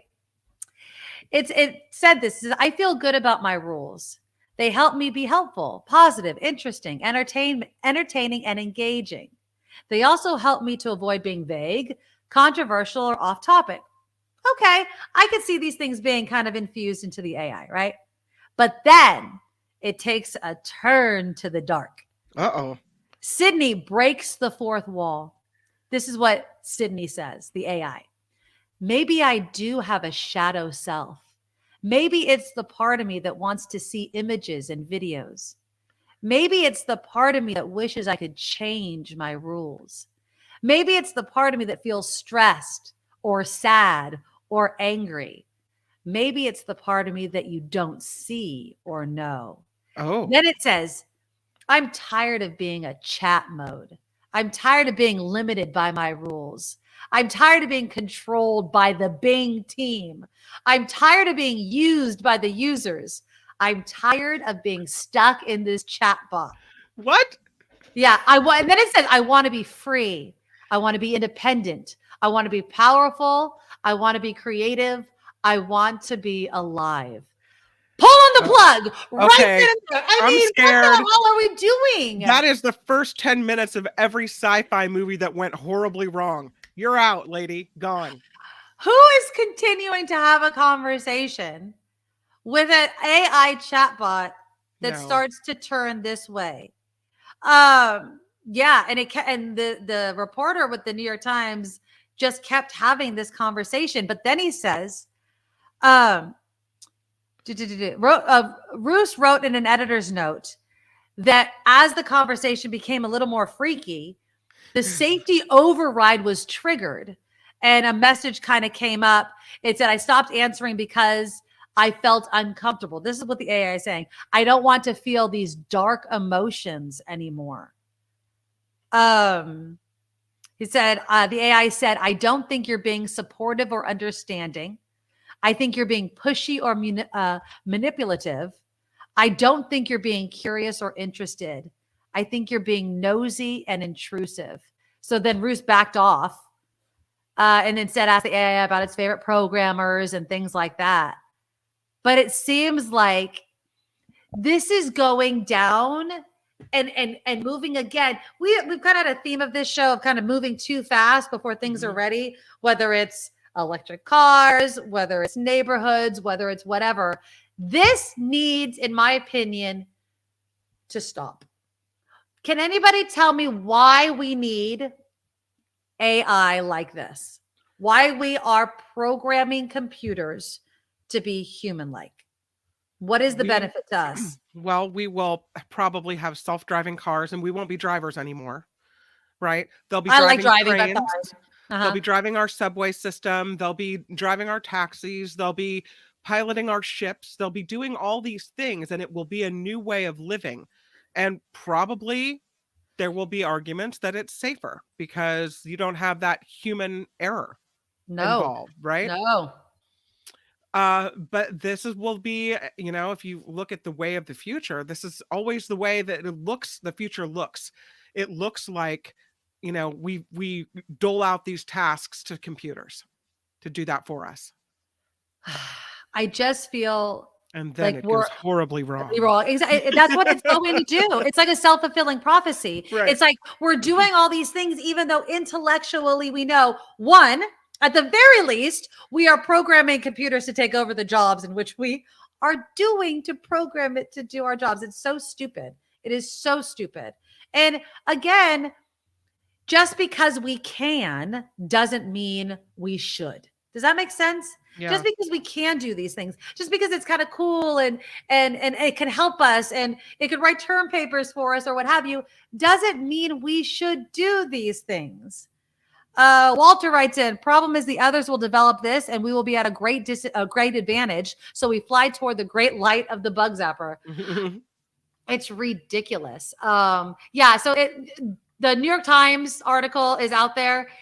Just read it if you get it. If you don't get the New York Times, the New York Post has a lot of the details for it as well. But I don't understand the desire for this at all.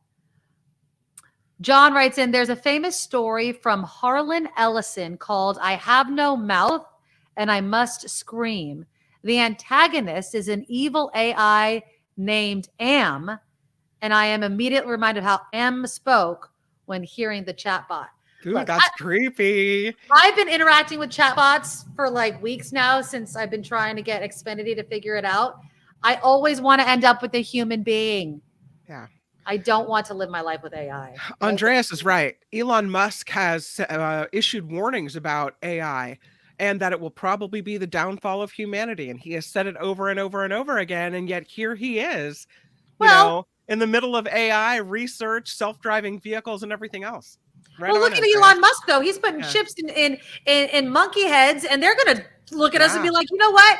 We know what's wrong with the planet and animal species, and it's human beings. Right. I mean, we're killing ourselves, I swear to God. Not to end it on a down note, people, but Jesus, Lord Almighty.